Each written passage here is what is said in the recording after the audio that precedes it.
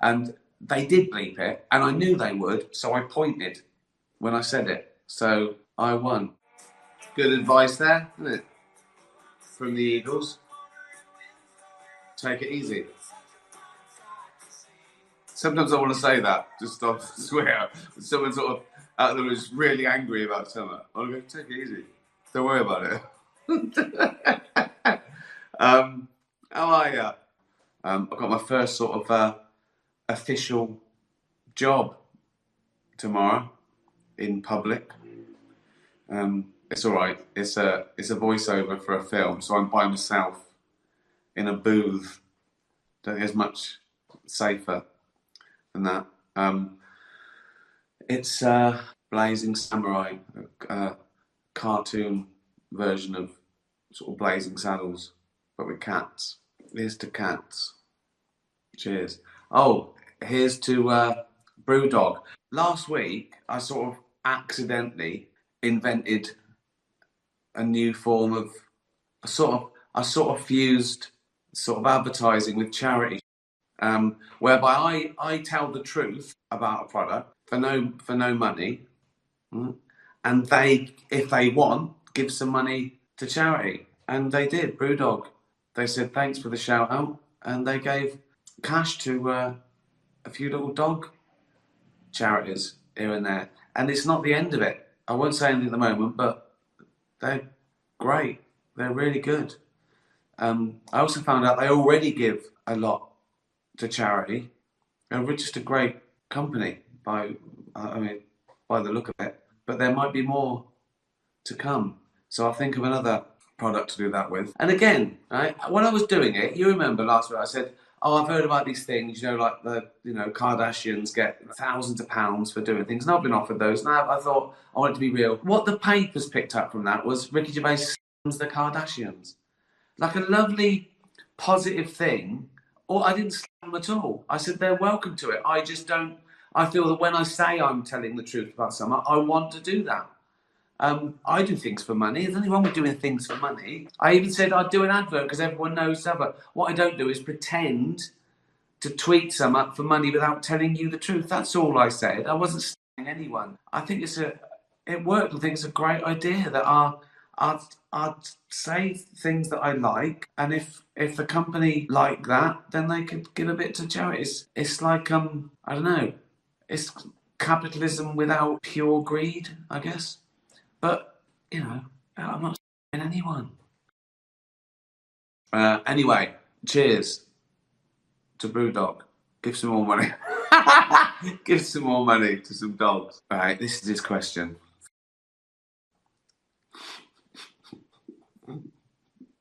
My trouble is, I actually think it's a dog.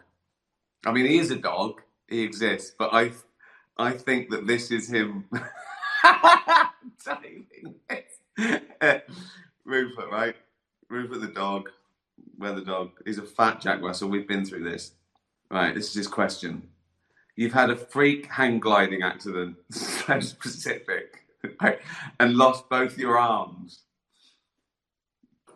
What a waste of time this is. I suppose that's the point, isn't it? It really is the best, honestly. Remember, I'm not getting paid for this. What's this? Alex, you often advise aspiring artists to write about what they know.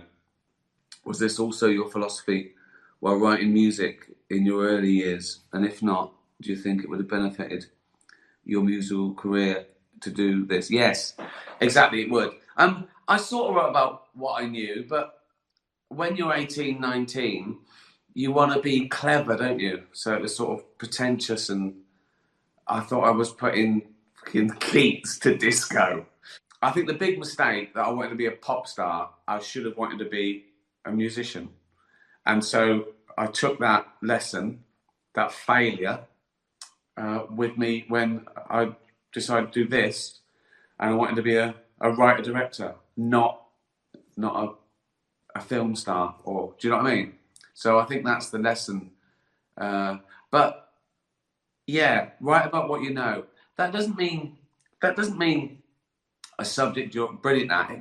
It means write about something you mean, almost.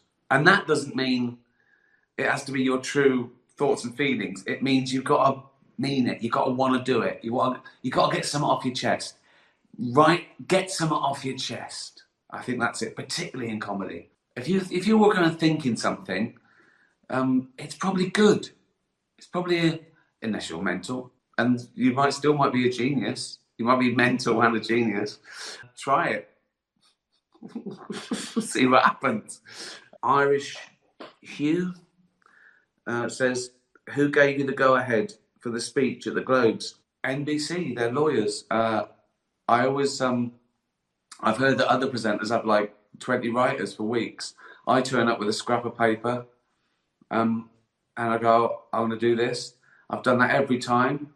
They've looked at it every time with lawyers, and they've said, yeah, that's fine. Because I've usually done the research. I usually make sure something I say is either, it would pass for satire, or it's true, or it's obviously not true. It's stupid, or it's my opinion.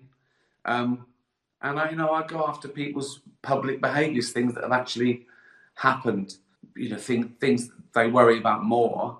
I don't lie about anyone or break the law, and things they worry about more is language. I think that would be the thing, which is fine.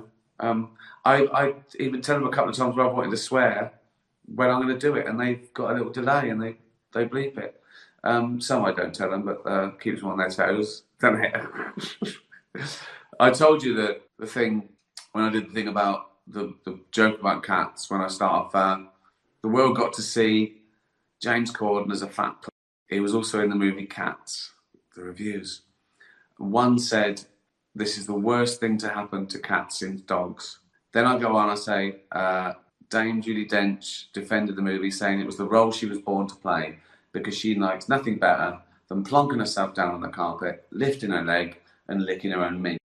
And the little meeting before, when there was sort of like 15 people in the room, execs and lawyers, that's the thing they were about, the word minge. I was going, it's fine. It's fine. And then someone looked up and went, oh, it says British term, vulgar term for... Well, of course it's a vulgar term for... What word isn't a euphemism, isn't... I said, what can I say? And the lawyer went, that's worse to say, to make it so real and medical and like I actually mean it. No, minge is funny, it's stupid, it's childish. It shows that I'm just being... And they worried about that. And we went through lots of words, right, that I could say. I was going, I'm not saying that. Like worse. Like I said that they would allow quim. I'm not going to say quim. Ow. Right? It's just meant to be a little playful, silly joke, right? Anyway, eventually they agreed that I could say minge. The point was that I wanted to say it unbleeped because it doesn't work as well if you have to bleep it. Because people go, what did he say? And they said, yeah, okay, we're fine. We'll run with it. And they did bleep it, and I knew they would, so I pointed when I said it. So I won. After I got home, I told Jane all about it. She went, oh, you should have said clunge. Of course I should have said clunge. Clunge is perfect, isn't it? Great. Fiona says, are you going to do a bit of mass this week?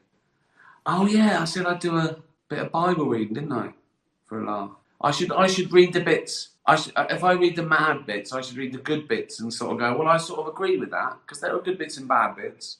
And my point is, good Christians know the good bits from the bad bits, don't they?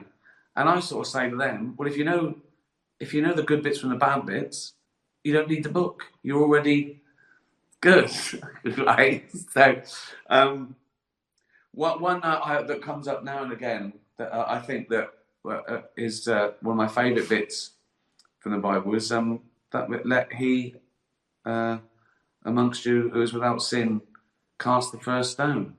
People need reminding of that, particularly on Twitter. Oh my God, people are so judgmental. Oh my God, people say the wrong thing. They can say 50 brilliant things and then one thing that people know, you're out.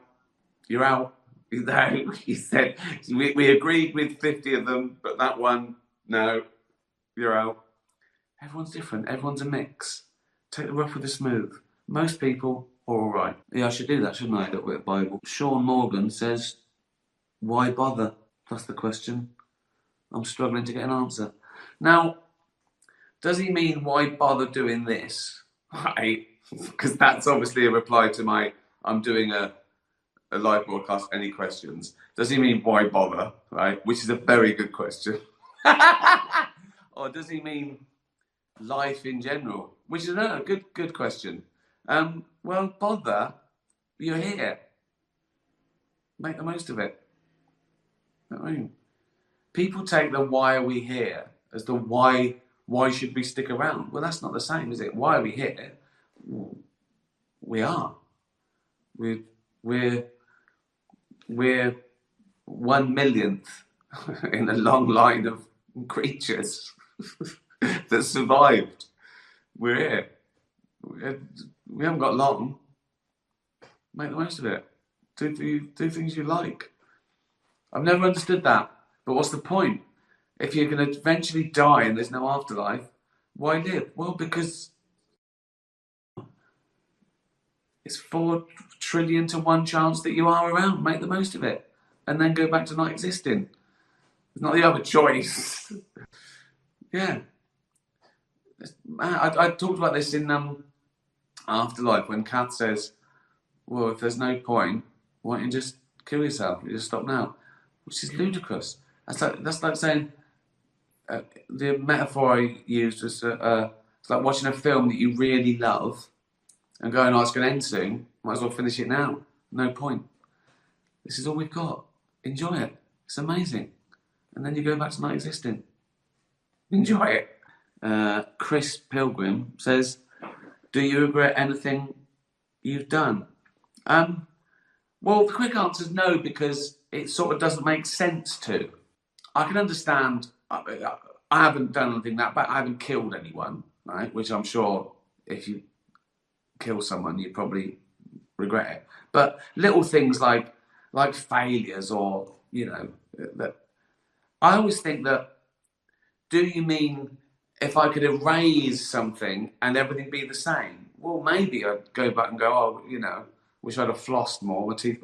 But all those things that you did that you think, oh, I could have done that better, you did. Making mistakes is learning. It's crazy. It's crazy to think that I wish I'd go back and just do everything perfect first time. Well, life's not like that. All the bad things that happened that were, oh, why did I do that, right? They led to something good, and it wouldn't have been the same. If you like what you've got now, well, everything you did led up to that point.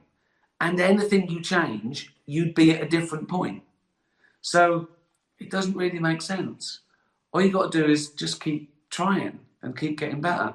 As I said before, if you're always trying, you can't fail. Because if someone says you failed, you go, I haven't finished yet. I haven't finished yet. Life is learning. Mistakes are valuable. Ricky Rampage says, Angels with Dirty Faces is a top film suggestion of yours. Thanks for recommending it. Are there any other films, series you can name which have positively encouraged or influenced any of your writings in the past? Loads. That was, I think, a website, IMDb or Oscars or something, tweeted what's the best ending, without spoilers, the best ending to a movie. And I said, Angels with Dirty Faces. In fact, I used a bit of the ending in The Office and sort of disguised it a little bit. I can't tell you about it because it'll ruin what I did and what the ending is. But anyway, it's an amazing film. It's an amazing film.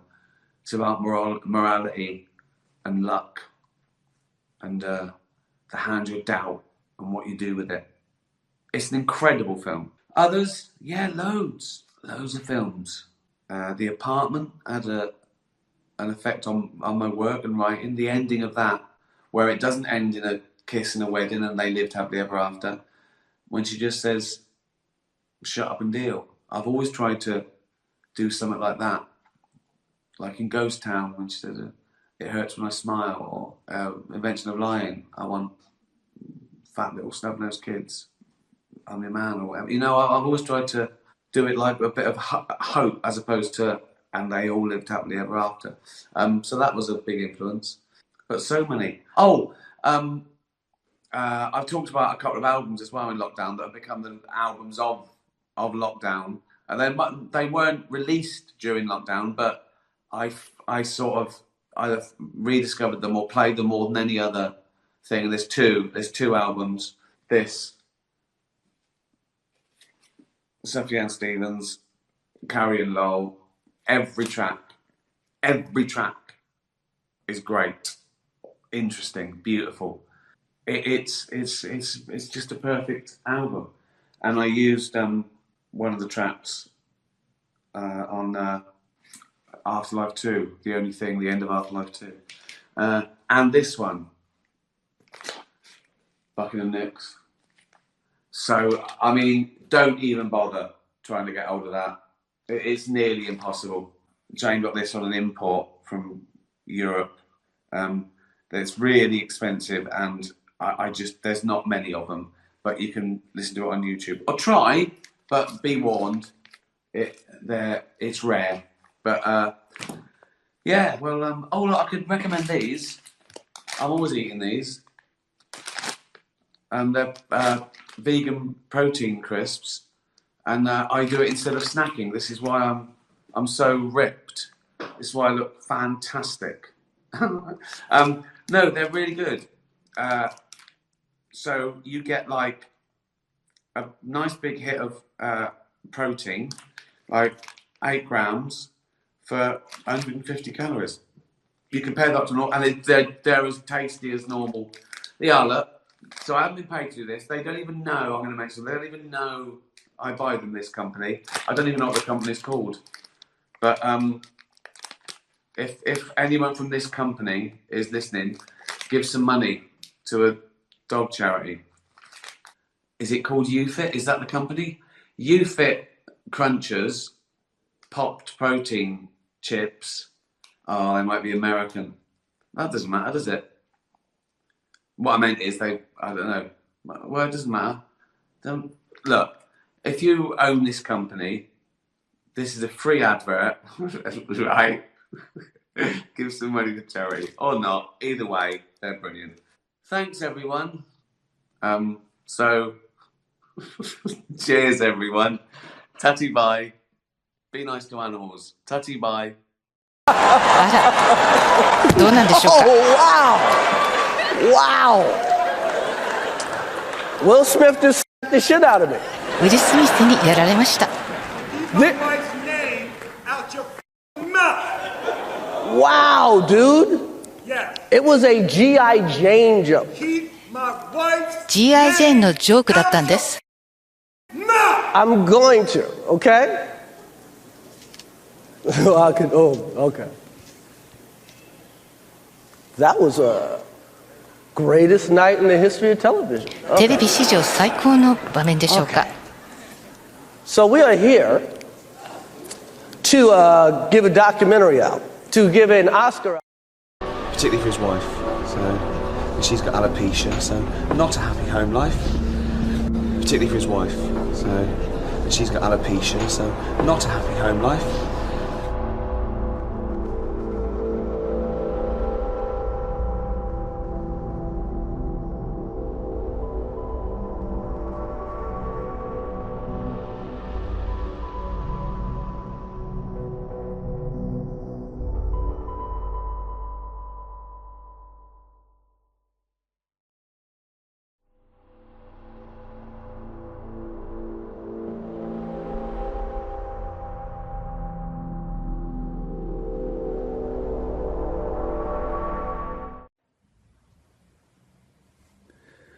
Me again. What I've done is I've propped up the phone so I'm hands-free. Good, isn't it? Hello, welcome to another Facebook Live. I'll move my chair so you get my big fat face close up. Hello, Mavis. Hi, Samantha Campbell. Woo, she says. Jodie Edwards, they're loving it. They're loving it. Stephanie Gentle, hi. Tune in. Tell your friends. See, I've already sort of built a little studio. Well, actually, what it is I've just propped my thing on some old paints. I don't know, what's it called? Cabinet. Case. Hopefully I could get one of those wherever I am.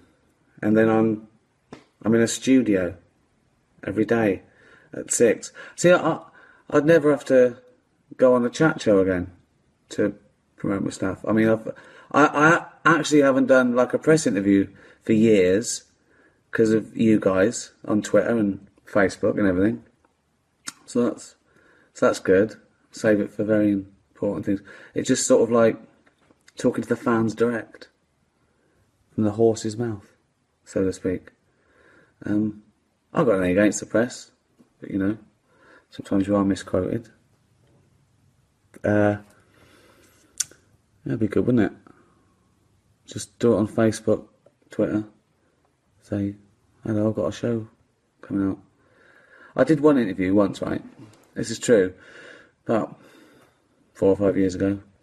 It was for a posh paper as well, one of the Sundays, posh UK paper. I thought, you know, they can be a bit, you know, snidey, but they're fair. You know, there's a certain level of journalistic integrity, you think, and sometimes, you know, it's about them as much as you. They want to make, but I thought that'd be fine. But profile piece, I had some DVD coming out or some telly program, so I thought, yeah.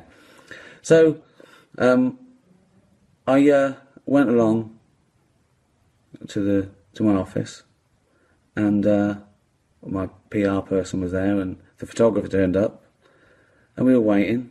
As you know, I hate lateness. So eventually, my PR person called the journalist, and she went, "Oh no, I thought it was tomorrow." "No, it's today. The photographer's here and everything." She went, "Oh no. Oh, can we do it tomorrow?" We went, "No, it's busy tomorrow." And so he said, "Look, we've got to do a phoner. We'll have to do it on the phone now." She went, "Well, I can't do it now." "Oh, God. I'll call you later." So, I went, okay, so I went home, called her, and she went, "Oh, sorry about that." She went, "Oh, I wanted to meet you in person." I went, "Oh, yeah, sorry about that." She went, "Because my friend did an interview with you and he said it was really good." That was odd, wasn't it? Mainly social. So anyway, we did the interview. It was all right. And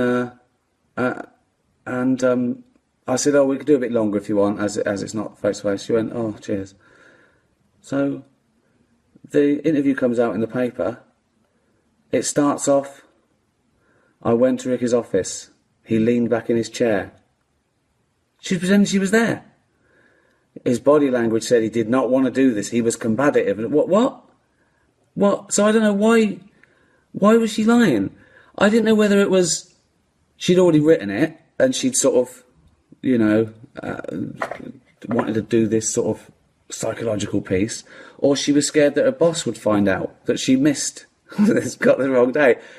But she went on about it, just making up things about how I was sitting, what my office was like. And also, if you're going to make stuff up, and there's a chance that I might blow the whistle and go, "She wasn't even there, it's all made up," you think she'd be at least flattering in her stuff she'd made up. She wasn't. She was slagging off the office, saying my body language was funny. And then she went, "The photographer arrived. Gervais looked relieved." And then she said, "But he liked my interview so much, he insisted we did longer." Bigging herself up. So, there you go. So, yeah. So what now? Truth. The horse's mouth. Cheers. You can take a horse to beer, you can make him drink. So yeah, this can be with all my PR from here, sitting down, drinking beer. I can go, "I got a DVD out." Do you remember them? DVDs? Like the olden days. Oh, yeah, Derek box set next. And the special. Not till autumn. Or fall, if you're in America. What else? That's about it, really. Sort of doing this for the sake of it. Oh, no, I'm not. I'm doing it so I don't ever have to do another chat show or press interview. What beer is that? Foster's. I like a refreshing beer. I've got some Belgian beers. They're a little bit strong.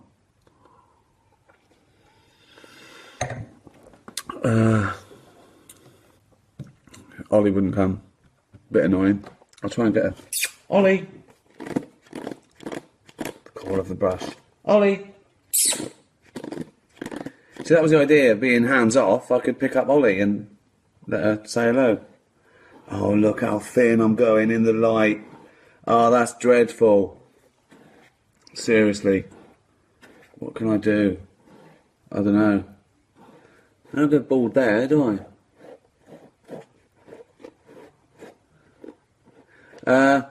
Yeah, so, Facebook Live. Said I could do a quiz.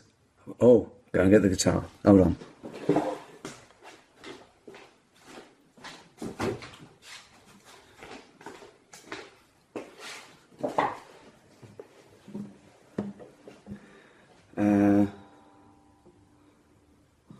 Remember this one?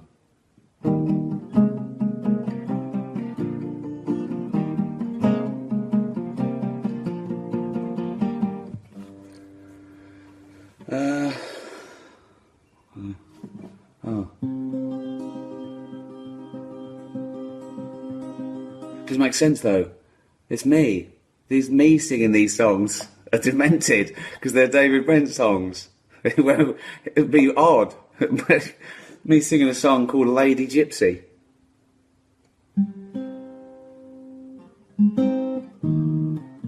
Imagine I'm David Brent. Let me get into character. There you go.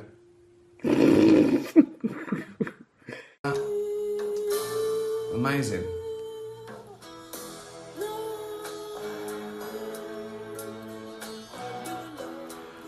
Well, what's been happening? First of all, thank you for all your well wishes and inquiries about my little incident. So, what happened was, when was it? What day was it? Wednesday night. About 1 a.m. at night, I'm asleep. Oh, and a pain in my sort of side woke me up. Like a shooting pain. That never happens. So, oh God, what was that? And it happened again. And my first thought was obviously liver cancer. Right? And in the middle of the night, that praise, you're convinced. Well, that is it. I've blown it, you know. And I got another pain that, oh God. And then I felt sick. And I went to throw up, but I couldn't. Which I thought, maybe it's stomach cancer.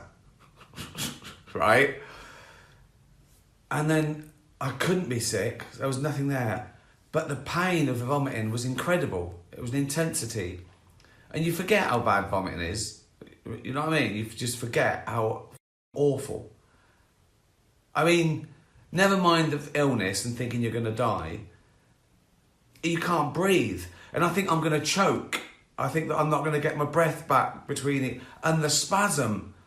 Like the next day, even when I was over it, if I coughed, my ribs... I thought, I've ripped my stomach line in here.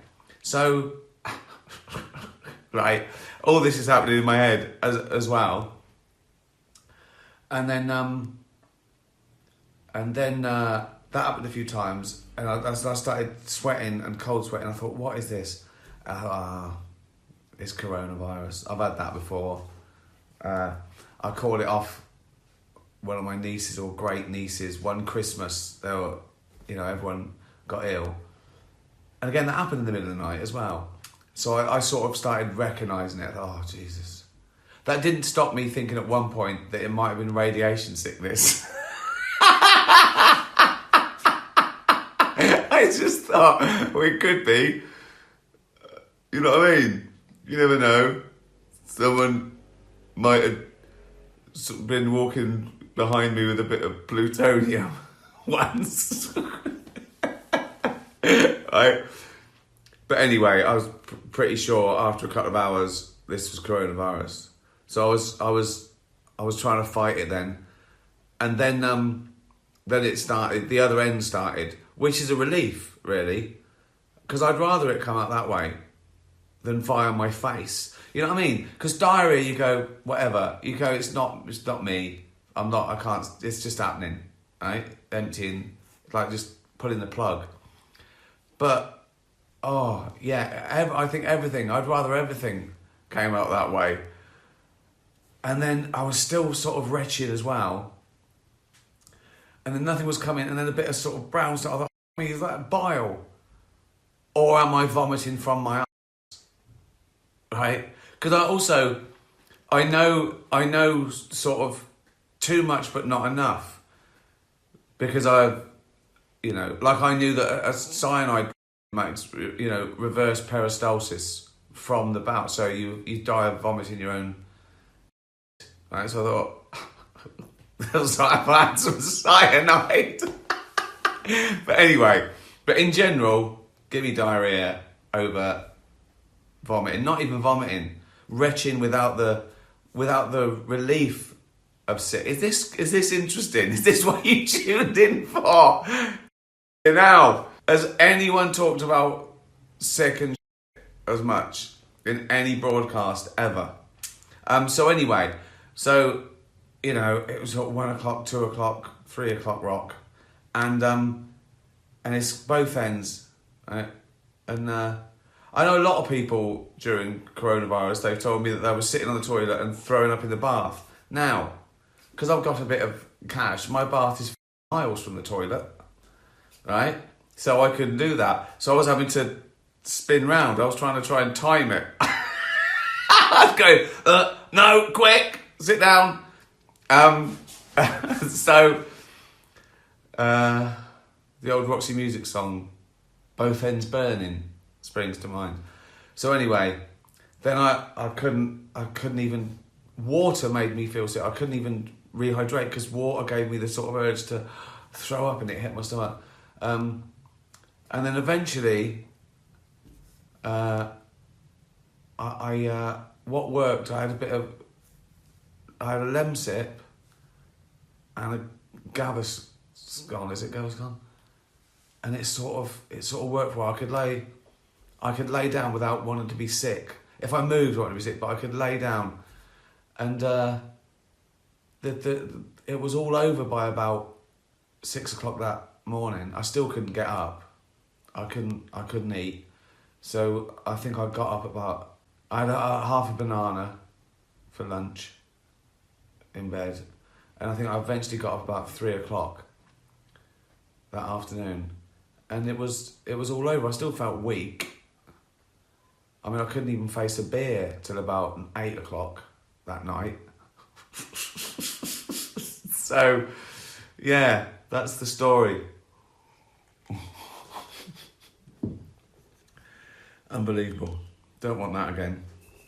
That's the other thing, it's going to happen again one day, don't you? You know it's going to, Anyway, questions. Keena, do you get any anxiety before playing gigs at massive venues? Yes. Such as the States? If so, how do you deal with this? Well, if you mean the Hollywood Bowl, yes. And I don't usually. People say, do you get nervous for a gig? And I say, no. I'd never get nervous before a gig. I know what I'm doing. The warm-ups, I don't know laugh or not, but that's what it's about, and you enjoy that. And then by the time you're playing arenas, it works, and it sort of works every night. I think the only time I've got nervous is like the Golden Globes, because it's live and there's 100 million people watching. So if you make one mistake, everyone sees it and you can't take it back. But I don't usually get nervous for a gig. but I did with the Hollywood Bowl, and I don't know whether it was the sense of occasion or it was the unknown or it was so big. The sound check, I walked out of the sound check and I went, because it's not just a big venue, it sort of goes on forever, and it goes into nature.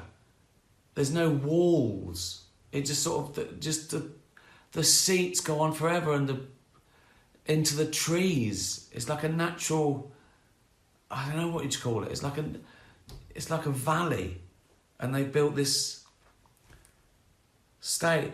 And when I went out, the crowd were amazing, and it was you lose your nerves immediately. Actually, as soon as you walk out, you're at work, and you forget everything. It's just a gig then. But the weird thing about it was, all my fears they disappeared. I was thinking, what if they're not listening? Of course they were listening. Some of them have paid thousands of dollars, and I'm going to go and not listen, right? So, but these play on your mind. What if it rains? It didn't. First of all, I said when the promoter said, I said, what about the echo? So big. Well, there's no echo because there's no walls. Oh yeah, of course, science. So it was great immediately, but with the thing that it's built in, like an aircraft hangar, like the shape of like a sky dish, right? There's birds roosting. So I went out and there's a roar of the crowd, but all these birds were sort of woken up. So the crowd couldn't hear them, but I could hear. I was like playing a gig in an aviary. So it was quite sweet. It was quite like a Disney cartoon. So yeah, I don't usually get anxious, but I did there. How do you deal with it? You just got to go. It's what's the worst that can happen? You have to do it once. You know, you're not filming it. It's not like, you know, I've got to get everything perfect. You just play with it, and you're just going to work. Really, you just got to go. You're going to work, and you think, oh, what a privilege! This is a privilege. This is amazing. But the thing that gets me through it is they've paid money to see you. They want to like it. Do you know what I mean? 20,000 people don't buy a ticket to go there and go, this is rubbish. You know, they're your fans, really. If I walked out, you know, if, I don't know, One Direction were playing and I went out and said, can I do 20 minutes, lads? I might struggle. But they're all there to see me, so it couldn't be more conducive to being a brilliant gig. And it was amazing, and yeah, it is still surreal. So thanks to everyone who bought a ticket and everyone who tried, and yeah, it was an amazing night. And the promoter said you could do this again, and I went, when? And they went, do it again in 18 months. And I thought, I was very flattered, but I think I'd quite like it to be, there's part of me that goes, I could do even better, and it'd be amazing to play it twice.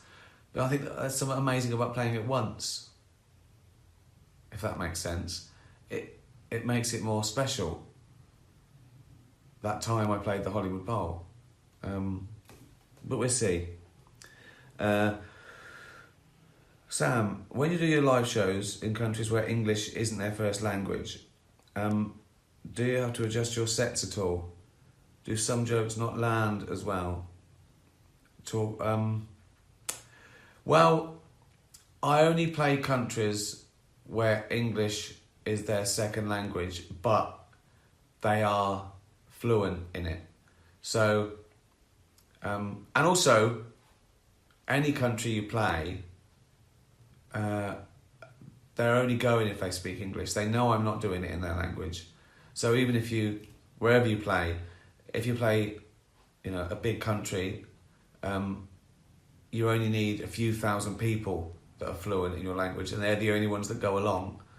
And also there are certain countries that there is no language barrier at all.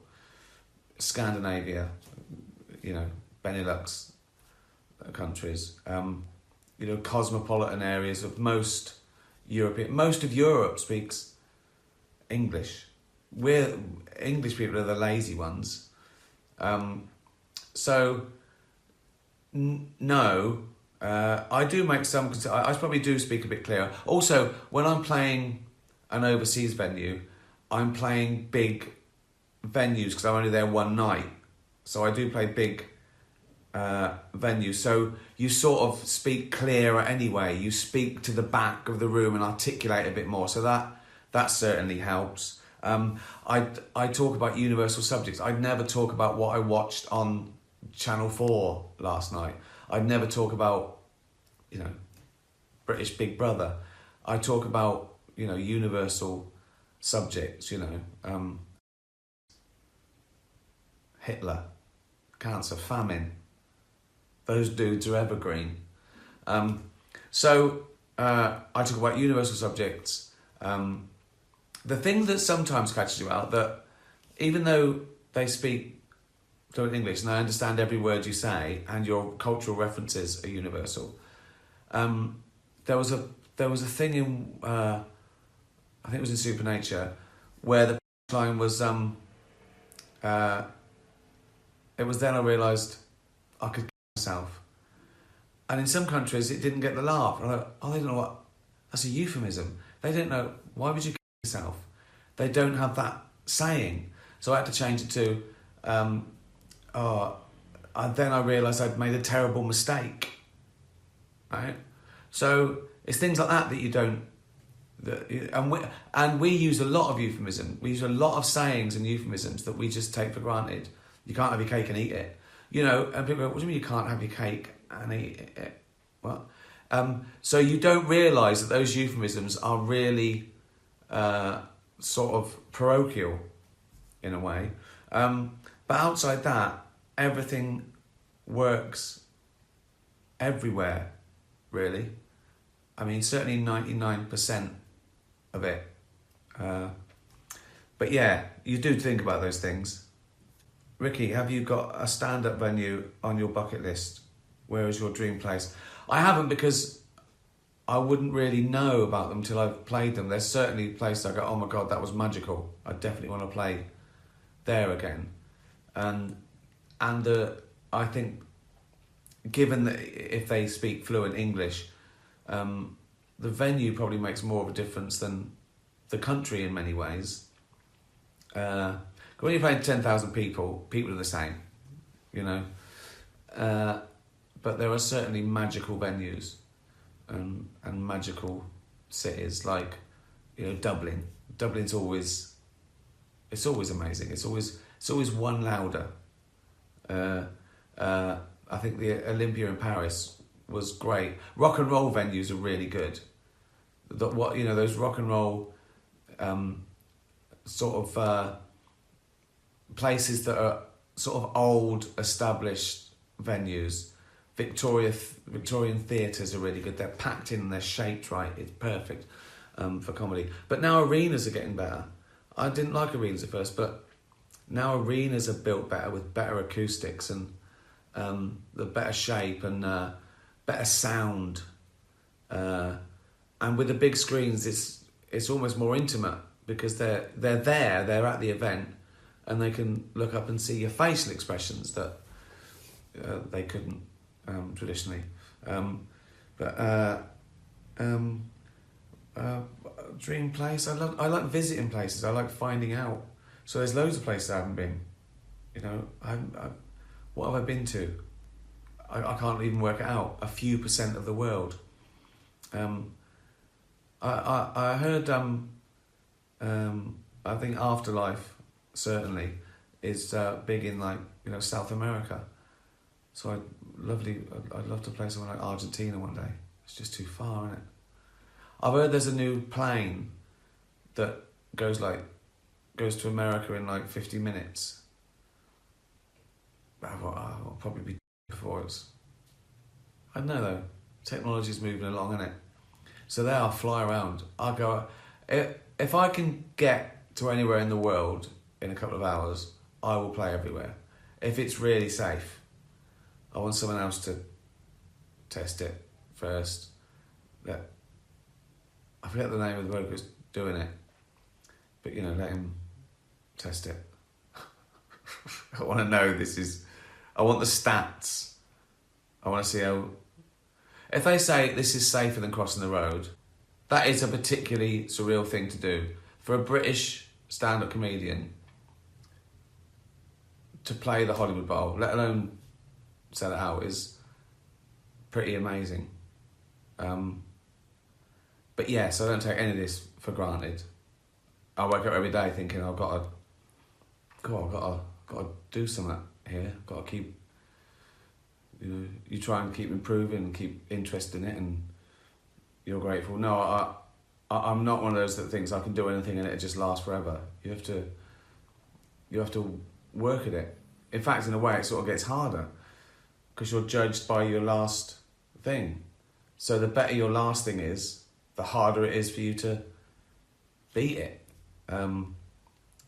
So yeah, I do. I can't believe it. I mean, I always look back to my beginnings. Really, I'm very, very grateful, and I know how lucky I am in a way, because there is an amount of luck. It could have happened to someone else. There's loads of people that are as good and work as hard, and it doesn't happen.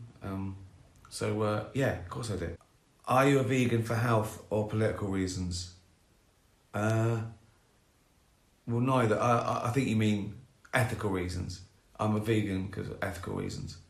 I think it is probably healthier in certain aspects, particularly for things like colon cancer and probably obesity and cholesterol, certainly. But you can be an unhealthy vegan. I'm living proof. And you can be a very healthy meat eater. So it's not that. No, it's ethical reasons. I couldn't sort of live with myself anymore. I tried to convince myself that it was okay being a vegetarian, but then I found out what has to happen for you to have eggs. Like they gas the baby male chicks or liquidise them just because they want. It's horrible. And I told myself that I only ate free range, and I found out that free range meant they have to have 2 feet instead of, bolted in a cage. And then dairy, I just couldn't, and I don't go around lecturing people about it because I think it's a slow process, and I think people dig in if I started lecturing people, telling them they're bad. And also I think there is something to be said with, even if you're wrong, that vegetarianism isn't any more ethical than, eating meat. I think it's a step in the right direction psychologically, because I think all you can do is be better than you were yesterday. That's all. Just change the world a little bit. And giving up meat does make a difference to the world. There's this stat that if you eat meat every day, if you give up 1 day a week, we could feed another 100 million people, because just the amount of water and grain it takes to feed a cow to be eaten by a certain amount of people is like ridiculous times the amount of the nutrition you can get from plant-based things, cutting down rainforests to feed cows and stuff. But, I don't want to, because I think that annoys people and it puts them off and it makes them feel bad. And I just think you've got to change. You've got to change for your own reasons. But yeah, I do it for ethical reasons as opposed to health. I mean, it wouldn't make sense, would it, to eat plant-based stuff for health and then drink a bottle of red wine? So no, I just want to go. Oh, I didn't any animals today. It's that, really. How does it feel knowing that Afterlife has helped so many people? Amazing. It is the best thing about it, and I never thought it would be. And I've never done anything, in entertainment. In fact, I've been belligerent. I've gone, art isn't to, change people's values or to preach. It's to entertain. And I still did that with Afterlife, and it was a happy coincidence that it did touch people in that way. Which shows that if you do what's passionate, then you probably do make a difference anyway. You don't have to try, if you know what I mean. I mean, you can try not to harm anyone, but I just think if you do something that's genuinely interesting and entertaining and means something to you, then it will mean something to other people. But yeah, it feels... I mean, just the sheer amount of people that watched it. I've heard it's like 125 million now, which is crazy. And that figure is who watched the whole series. I know that some... I think it was like BBC iPlayer, when they say that, 12 million people watch this show, I looked at it, what they actually mean is that if it's like a 6-part thing, they mean that 2 million people watched each episode. So they go, oh, that's 12. No, it isn't. That's 2 million people watched the whole episode. If I did that with Afterlife, what would that be? It'd be like 700 million people. No, 120 million people watched the whole show, which is staggering enough. Yeah, and that's what makes me worried about the next thing. What if the next thing I do only gets 50 million? I feel like a failure. I see these boy bands, right? So these poor boy bands, and they're all at 17, and they've had 3 number ones. And I know that when they get a number 2, their record company goes, "You bad boys, you give us, you're getting no more money. There's some other kids here."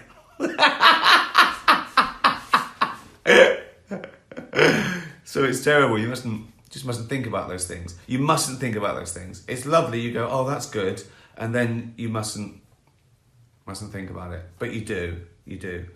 How far have you got with the new series? Oh, Doris. Oh God. I mean, I've got 2 things on the go now that are almost at pilot stage. In fact, I just thought there's a 3rd thing as well, that might happen. But I don't know what to do. I don't know whether to do one of them. I don't know which one to do. I don't know whether to do both. They've both been sort of greenlit, if I want to do them, by Netflix. I can't tell you about it, but anyway, one's animation and I'm in one. But I've got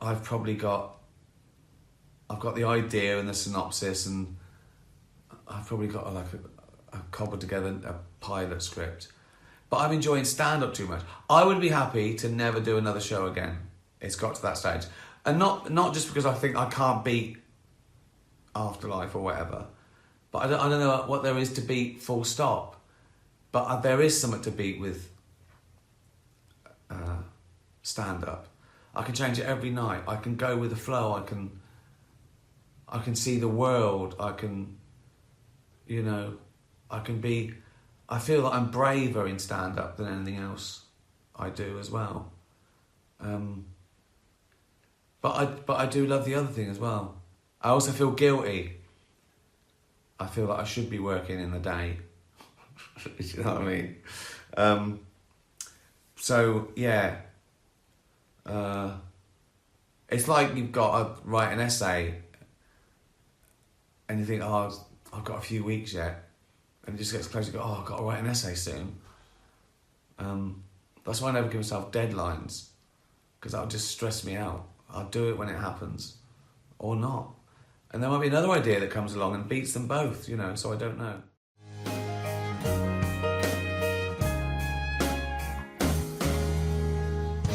Right, the interview.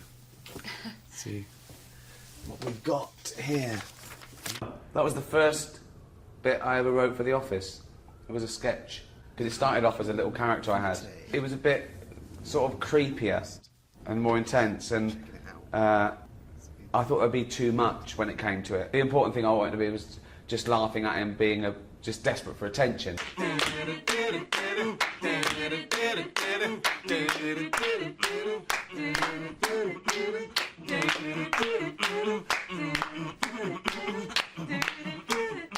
Brent he's a Frankenstein of people I sort of knew growing up. David Brent is refreshingly laid back for a man with such responsibility. Yeah, can you just answer in your own words and I'll work it out Yeah. later. And that's why he's sort of real, and I think that's why people identify with him, because people say, "Oh, I've had a boss like that," or "I'm like that," because he is sort of an everyman, and every guy wants to sort of be loved, and wants to have fun at work. And Gareth is based on a guy I went to school with when I was 14. That's why he acts like an adolescent. What are you doing? Gareth, what are you doing? I'm just pushing the stuff off my desk. I can't concentrate. What's on your desk? It's all overlapping. It's all coming over the edge here. Particularly something like The Office, realism was the single most important thing about it. So it resonated. I worked in an office for 10 years, and so it was good to get the detail right. But it still comes down to character. It comes down to people recognising things in people. And I think most people identified with Tim because he was a normal guy looking at this chaos and looking down the lens, like to people, save me, and then all the madness. If it's based in reality, you can get away with some madness. Because they can sometimes get a little bit... Well, I don't know. Maybe special occasions the odd one, but it's got an afterlife. So I don't want to do too much. Also because I deal in realism and I play my age and I reflect that, I think it would be too sad to see David Brent prattling around at 60. Do you know what I mean? It would just be too tragic. I think we won't be able to laugh anymore. We'd just feel... I mean, it's already uncomfortable.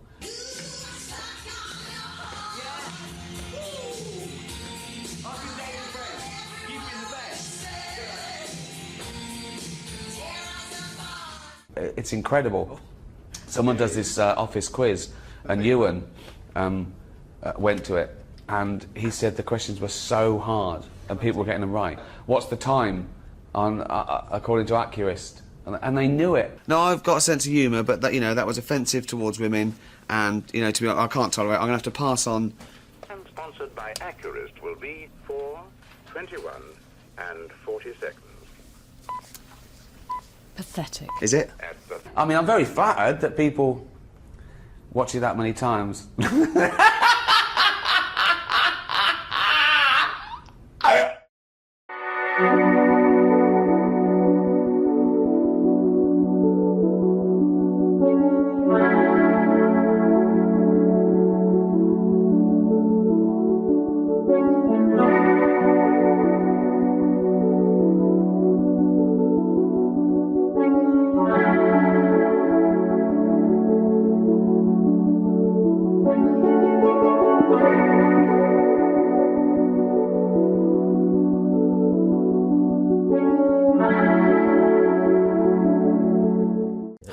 How do you think we all got here? We all got on planet Earth? Yeah. How do you think it all started? I think it all started with very small bacteria and the laws of evolution applied. And what was there before the bacteria? Well, a primeval soup, according to science. What's that? This. Who knows? Why is there something rather than nothing? Right, okay, well I'm going to answer this in good faith. Well, first of all, why not? People think that it's mad that there's stuff, but why? Why isn't it mad that there was nothing? Imagine a universe of nothing. That would be odd as well, wouldn't it? You mean, and also the question why should be how. We don't mean why because there's no will. There's no will to the universe. The universe didn't crunch into the size of an atom and go, let's explode and make shit. There was no will, it just happened through gravity and all the different forces and laws that existed. I think people mean, how the fuck? How? That's what they mean. But my question for all people like Richard Dawkins, I've interviewed everyone on this subject, you can imagine, is, well, what was there before nothing? And because the human brain can't comprehend that and can't answer that question, I'm a religious person. I believe in God. I was raised a Catholic. And the reason that I have stayed that way is because to me it makes perfect sense. It's logical that there must be a supernatural entity out there which is more sophisticated than the human brain, because we cannot answer that simple question. What was there before nothing? We certainly can't. Right. What was there before the Big Bang? Nobody so because they can't answer it is a strong argument for a creator Don't you think? Of some sort. Whether that entity is supernatural or whether supernatural is simply natural that we haven't yet understood is another. Are you religious question. or not? I was brought up as a Christian. I abandoned Christianity in my early 20s. I have been through a series of changes. I feel that life does have purpose, that it does have meaning. I don't think we're here by accident. I don't believe that death is the end. I think we are incarnated in physical bodies, but I think consciousness and the body are separate issues. I think life goes on. So in that sense, I am a spiritual person rather than necessarily a religious person. I don't follow a particular religious doctrine. But you do think there's something else at the end? I do, particularly the notion that the death is not the end, that it's perhaps the beginning of the next great adventure. Right. And well, lots of reasons there. Well, nothing isn't really nothing. In fact, when people say, why is there something? Why isn't there a balance? Well, actually there is, because in general, the universe is an average of nothing. It's actually an average of nothing. Scientists will work this out, right? Because there's matter and antimatter. I mean, this might as well be magic, really, mightn't it, what I'm saying? But the answer is there just is. That you need lots more questions, really. But the answer is because there is. Why? I don't know why. I mean, it does seem weird that there's stuff, but I think it was just as weird. We wouldn't be here, obviously, so you can't imagine there being nothing. But there was once, or was there? The Earth supposedly was formed about 4.5 billion years ago, 4,500 million years ago. It supposedly was not cool enough to support life until about 4 billion years ago. But then by 3.9 billion years ago, the planet is seething with bacterial life. And the mainstream argument is that bacterial life just evolved by accidental bumping together of molecules. Do you believe that? I don't. I go with Francis Crick on that. Surprisingly, because as you know, Francis Crick won the Nobel Prize for the double helix structure. I'm very aware of his work. And he did not, in a less-known book by Francis Crick called Life Itself that was published in 1981, he looked into the plausibility of what he called directed panspermia.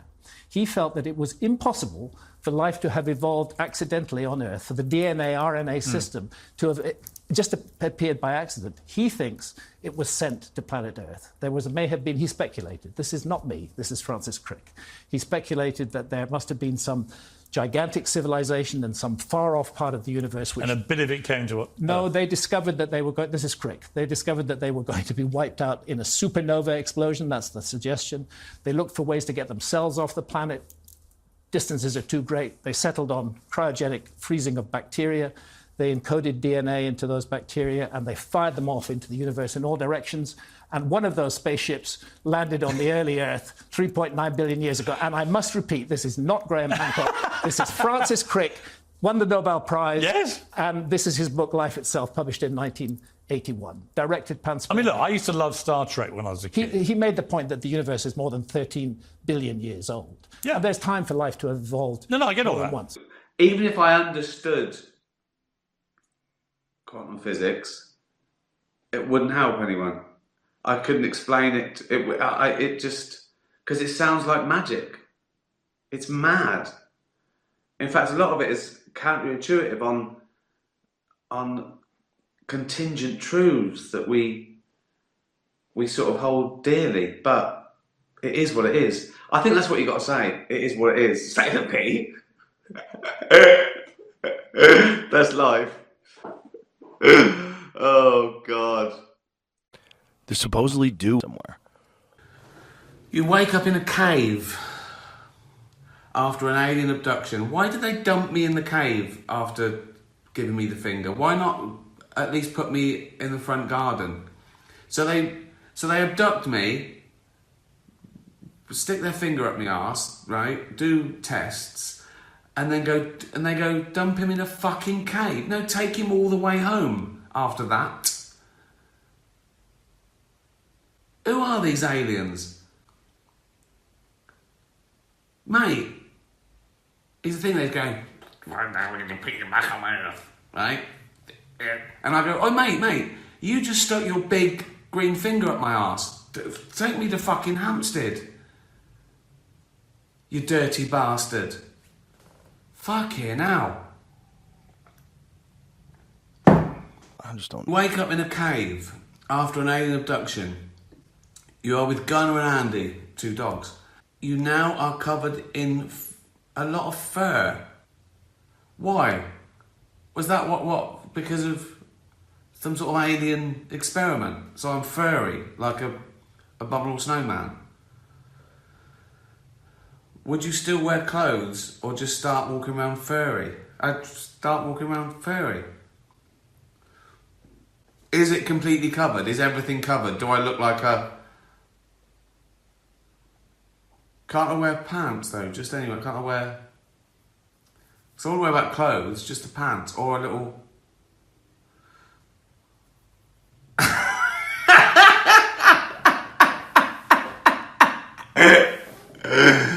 Yeah. I go and Jane goes, you're naked. I go, yeah, but, oh yeah, and covered in fur. Yes, that's the main one, isn't it?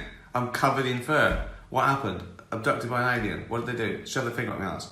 Where have you been? Things just coming into my head, and I'm just rambling like a lunatic. There's something like that. Google it and tell me.